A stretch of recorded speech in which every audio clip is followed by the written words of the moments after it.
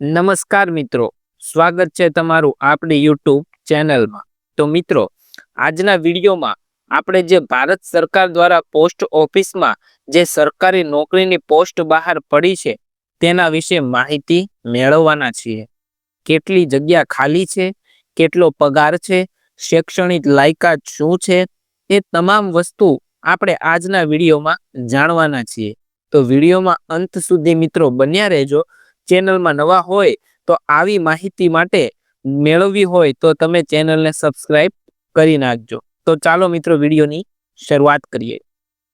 તો મિત્રો, સંદેશા વ્યવહાર મંત્રાલય દ્વારા જે ભારતીય પોસ્ટ ઓફિસ છે તેમાં 36 પોસ્ટ સર્કલમાં 21,413 ખાલી જગ્યા માટે ગ્રામીણ ડાક સેવક ભરતી 2025ની સત્તાવાર જાહેરાત કરી છે. પોસ્ટ વિભાગમાં સુરક્ષિત સરકારી નોકરી મેળવવા માંગતા ઉમેદવારો માટે આ એક સુવર્ણ તક હોઈ શકે છે. મિત્રો, ભારત સરકારે ગ્રામીણ ડાક સેવક 2025ની જે ભરતી બહાર પાડી છે એમાં 36 પોસ્ટલ સર્કલ એટલે કે 36 રાજ્યમાં આ ભરતી કરવામાં આવી રહી છે. તેમાં કુલ 21,413 જગ્યા ખાલી છે. તો મિત્રો, હવે તમારે કઈ રીતે એમાં ફોર્મ ભરવાનું, કઈ વેબસાઇટમાં ફોર્મ ભરવાનું એ પણ તમને હું આજના વિડીયોમાં જણાવવાનો છું. તો મિત્રો, જો તમે 10મું ધોરણ પૂર્ણ કર્યું છે અને એવી સ્થિર કારકિર્દી અને સરકારી નોકરીની શોધમાં છો તો તમારે કોઈ પણ પરીક્ષાની જરૂર નથી. કોઈ પણ લેખિત પરીક્ષા, કોઈ પણ ફિઝિકલ પરીક્ષા આપવાની જરૂર નથી. આ પસંદગી તમારા 10મા ધોરણનું જે રિઝલ્ટ છે એના મેરિટના લિસ્ટના આધારે થાય છે. અહીંયા તમે જોઈ શકો છો કે લખેલું છે તમારે કોઈ પણ લેખિત પરીક્ષાની જરૂર નથી. બરોબર છે મિત્રો? તો હવે થોડુંક આપણે જે ભરતી છે, જે પોસ્ટ છે એના વિશે વાતો કરી લઈએ. તો મિત્રો, આ જે ભરતી છે એમાં ભારતીય પોસ્ટ ઓફિસ દ્વારા જે બહાર પાડવામાં આવી છે એમાં પોસ્ટનું નામ છે, એક તો છે ગ્રામીણ ડાક સેવક, બીજું છે બ્રાન્ચ પોસ્ટ માસ્ટર અને ત્રીજું છે આસિસ્ટન્ટ બ્રાન્ચ પોસ્ટ માસ્ટર. એમાં ટોટલ મિત્રો ખાલી જગ્યાઓ કેટલી છે તો કે ખાલી જગ્યાઓ 21,413 જગ્યાઓ ખાલી છે. એનો એપ્લિકેશન મોડ ઓનલાઈન છે, એટલે કે આમાં ઓફલાઈન ફોર્મ ભરવાનું નથી, તમારે ઓનલાઈન ફોર્મ ભરવાનું છે. પસંદગી પ્રક્રિયામાં મિત્રો મેરિટ આધારિત છે. કોઈ પણ જાતની પરીક્ષા તમારે આપવાની નથી. ઓનલાઈન ફક્ત ને ફક્ત ફોર્મ ભરવાનું છે.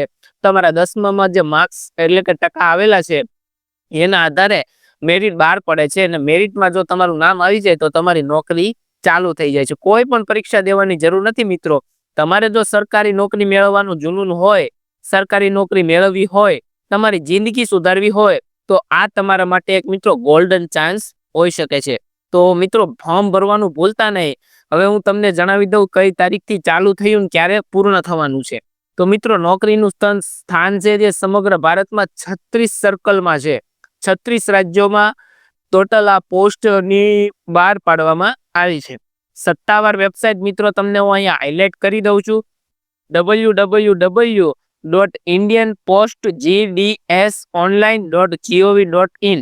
આ જે મિત્રો વેબસાઇટ તમને દેખાઈ રહી છે આ વેબસાઇટ, બરોબર, એના ઉપર તમારે આજે ક્રોમ ગૂગલમાં તમારે વેબસાઇટ ખોલવાની છે અને આની ઉપર તમારે એપ્લાય કરવાનું છે. બરોબર, એપ્લાય કરતા ના આવડતું હોય તો કમેન્ટ કરી દેજો. હું તમને સંપૂર્ણ ફોર્મ કેવી રીતે ફિલ કરવું એનો સંપૂર્ણ એક વિડીયો લઈને આવીશ. અને મિત્રો, ઓનલાઈન અરજી કરવાની છે જે 10 ફેબ્રુઆરીથી 2025થી ચાલુ થઈ ગયું છે અને 3 માર્ચ 2025 સુધી ચાલુ રહેવાનું છે અને તેની લાસ્ટ ડેટ 3 માર્ચ 2025 છે. બરોબર, હવે મહત્વપૂર્ણ તારીખો વિશે વાત કરીએ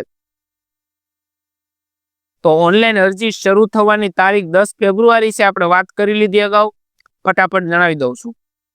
અરજી કરવાની છેલ્લી તારીખ 3 માર્ચ છે. એપ્લિકેશન માટે સુધારણા વિન્ડો 6 થી 8 માર્ચ. એટલે કે ધારો કે તમે કોઈ એપ્લિકેશન ફોર્મ ભરી દીધું અને એમાં તમારે કોઈ સુધારો કરવાનો, પાછળથી ખબર પડે છે કે મારે સુધારો કરવાનો રહી ગયેલો છે, સુધારો કરવો જરૂરી છે, તો તમે 6 થી 8 માર્ચ સુધી સુધારો કરી શકો છો. હવે પ્રથમ મેરિટની યાદી ક્યારે જાહેર થવાની છે એની હજી ડેટ એનાઉન્સ થઈ નથી. જેવી ડેટ એનાઉન્સ થશે એવો આપણે વિડીયો બનાવી નાખશું. બરોબર છે? અને મિત્રો ખાસ ધ્યાન દોરવા માંગુ છું તમારા બધાનું કે અહીંયા લખેલું છે, ખાસ નોંધ આપેલી છે કે છેલ્લી ઘડીએ સમસ્યાઓ ટાળવા માટે સમય મર્યાદા પહેલા અરજી કરો. એટલે કે મિત્રો તમને જે 3 March 2025 last date online application કરવાની આપેલી છે, તો એમાં મિત્રો ઘણા મિત્રો કેવું કરતા હોય, અગાઉ ટાઈમ નથી રહેતો અને છેલ્લી તારીખોમાં ફોર્મ ભરવાનું ચાલુ કરે છે. એટલે કે 3 માર્ચના દિવસે ફોર્મ ભરે છે. પણ અમુક સમયે મિત્રો કેવું હોય કે છેલ્લો દિવસ હોય એટલે ઘણા લોકો તમારી જેવા ફોર્મ ભરતા હોય છે. હવે ફોર્મ ભરવામાં કેવું થાય કે ટ્રાફિક વધી જાય એટલે સર્વર ડાઉન થઈ જાય, અને સર્વર ડાઉન થઈ જાય જેથી તમે ફોર્મ નથી ભરી શકતા અને તમે આ ફોર્મ ભરવાથી વંચિત રહી જાઓ છો, તમારે સરકારી નોકરીથી વંચિત રહી જાઓ છો. તો લાસ્ટ તારીખની રાહ ના જોતા મિત્રો, આજે નહીં તો કાલે તો ફોર્મ ભરી જ દેજો, બરોબર છે. લાસ્ટ ડેટની તમે રાહ ના જોતા. હવે મિત્રો આજે 36 પોસ્ટ સર્કલ છે, એમાં 21,413 ખાલી જગ્યાઓ છે. હવે એમાં મિત્રો અહીંયા જોઈ શકો છો કે અલગ અલગ રાજ્ય અને અલગ અલગ સર્કલ આપેલા છે અને એમાં અલગ અલગ ભાષા આપેલી છે. હવે મિત્રો ગુજરાતની વાત કરીએ તો અહીંયા 9 નંબર પર ગુજરાત આવેલું છે, તમે જોઈ શકો છો. એમાં મિત્રો અલગ અલગ બધામાં છે, બરોબર. ટોટલ પોસ્ટ એમાં ગુજરાતમાં ટોટલ પોસ્ટ છે 1203. અહીંયા તમને મિત્રો દેખાતું હશે, બરોબર. અહીંયા 1203 પોસ્ટ આપેલી છે. ટોટલ ગુજરાતમાં 1203 પોસ્ટ ઉપર જગ્યા ખાલી છે. આ ટોટલ મિત્રો આ બધી જગ્યાઓ છે, બરોબર. તમે સત્તાવાર વેબસાઇટ ઉપર જોઈ શકો છો. હવે મિત્રો શૈક્ષણિક લાયકાતની વાત કરીએ તો શૈક્ષણિક લાયકાતમાં તો સૌપ્રથમ તો મિત્રો તમારું છે ને 10મું પાસ હોવું, અને એ પણ ગણિત અને અંગ્રેજી વિષયો સાથે ફરજિયાત હોવું જોઈએ, બરોબર. 10મું પાસ હોવું જોઈએ, ગમે એટલા ટકા હોય તમારે ફોર્મ ભરી દેવાનું છે, બરોબર. ત્યારબાદ મિત્રો જોવા જઈએ તો ધોરણ 10 સુધી પોસ્ટલ સર્કલની સ્થાનિક ભાષાનો અભ્યાસ કરેલો હોવો જોઈએ. એટલે કે મિત્રો આ કહેવા એવું માંગે છે કે ધારો કે તમારે ગુજરાતી છો તો તમારે ગુજરાતી ભાષાનો અભ્યાસ કરેલો હોવો જોઈએ. જ્યાં તમે રહો છો ત્યાં સ્થાનિક ભાષાનો અભ્યાસ કરેલો હોવો જોઈએ. ત્યારબાદ મિત્રો છે કે મૂળભૂત કમ્પ્યુટર જ્ઞાન જરૂરી, એટલે કે નોર્મલ સામાન્ય મિત્રો, વધારે નહીં, સામાન્ય જ્ઞાન જરૂરી છે. ત્યારબાદ મિત્રો લાસ્ટ છે કે સાયકલિંગનું જ્ઞાન હોવું જરૂરી છે. તમને મિત્રો સાયકલ ચલાવતા આવડવી જરૂરી છે, બરોબર. સાયકલ ચલાવતા તો મિત્રો બધાને આવડતું જ હોય છે. તો વય મર્યાદાની વાત કરીએ તો મિત્રો વય મર્યાદા છે ને ન્યૂનતમ 18, એટલે કે ઓછામાં ઓછી 18 વર્ષ હોવી જોઈએ અને વધુમાં વધુ 40 વર્ષ હોવી જોઈએ. આની અંદર હોય 18 થી 40 વર્ષ એ જ લોકો ફોર્મ ભરે, બાકીના લોકોને ફોર્મ ભરવાની જરૂર નથી, બરોબર. હવે એમાં પણ મિત્રો અમુક ઉંમરમાં છૂટછાટ આપવામાં આવી છે. તો ઉંમરની છૂટછાટમાં વાત કરીએ તો એસટી એસસી જે લોકો છે એમને 5 વર્ષની છૂટ આપવામાં આવી છે. ઓબીસી વાળા લોકો છે એને 3 વર્ષની છૂટછાટ આપવામાં આવી છે. ઈડબ્લ્યુએસ છે એને કોઈ પણ છૂટછાટ આપવામાં આવી નથી. પીડબ્લ્યુ જનરલ છે એમને 10 વર્ષની છૂટછાટ આપવામાં આવી છે. પીડબ્લ્યુ ઓબીસી છે એમને 13 વર્ષની છૂટછાટ આપવામાં આવી છે.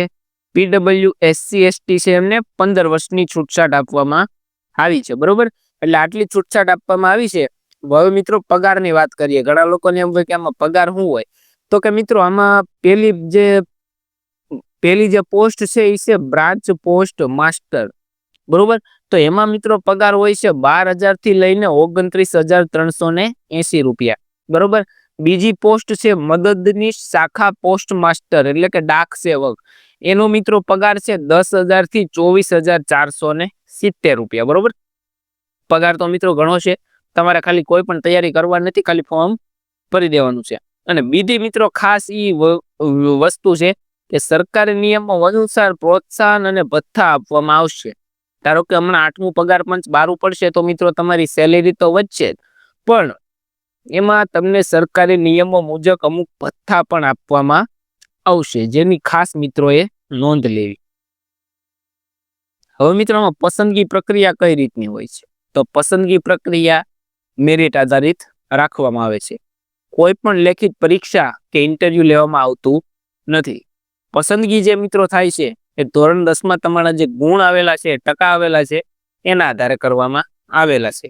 ઉચ્ચ ટકાવારી હશે તો પસંદગીની વધુ તક રહેવામાં આવશે. અંતિમ પસંદગી પહેલા તમારા દસ્તાવેજ ચકાસણી અને તબીબી પરીક્ષણ કરવામાં આવશે.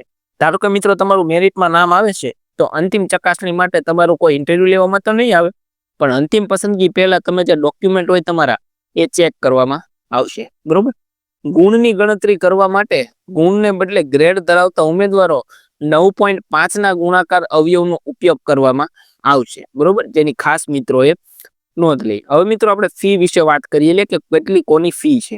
તો મિત્રો જનરલ, ઓબીસી અને ઈડબ્લ્યુએસ જે પુરુષો છે એના માટે ફક્ત ને ફક્ત 100 રૂપિયા છે, અને એસસી, એસટી, પીડબ્લ્યુ, મહિલા, ટ્રાન્સવુમન છે એમના માટે મિત્રો કોઈ પણ પ્રકારની ફી આપવામાં આવી નથી, બરોબર. ચુકવણીનો મોડ છે ઓનલાઈન છે, debit card, credit card, net banking અને યુપીઆઈ દ્વારા તમે પૈસા પે કરી શકો છો, બરોબર. હવે મિત્રો જે જીડીએસ મેરિટ લિસ્ટ છે એનું 2025 અને કટ ઓફ શું હોય છે. તો મિત્રો જીડીએસ મેરિટ લિસ્ટ બી ધોરણ 10 ગુણના આધારે બનાવવામાં આવે છે.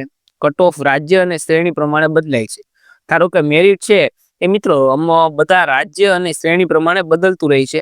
પાછલા વર્ષોના કટ ઓફ દર્શાવે છે કે ઉચ્ચ ટકાવારી ધરાવતા ઉમેદવારોને પસંદગીની વધુ સારી તક મળે છે, બરોબર. જીડીએસ મેરિટ લિસ્ટ 2025 પ્રકાશિત થાય પછી સત્તાવાર વેબસાઇટ ઉપર તમે મેરિટ લિસ્ટ જોઈ શકશો. હવે મિત્રો ધારો કે તમારું મેરિટ લિસ્ટમાં નામ આવી જાય તો તમારા દસ્તાવેજ ચકાસણી સમયે કયા જરૂરી દસ્તાવેજો રાખવાના છે, તો ચાલો એના વિશે વાત કરીએ. તો સૌપ્રથમ તો તમારે મિત્રો આજે ધોરણ 10ની માર્કશીટ અને પ્રમાણપત્ર છે રાખવાનું છે.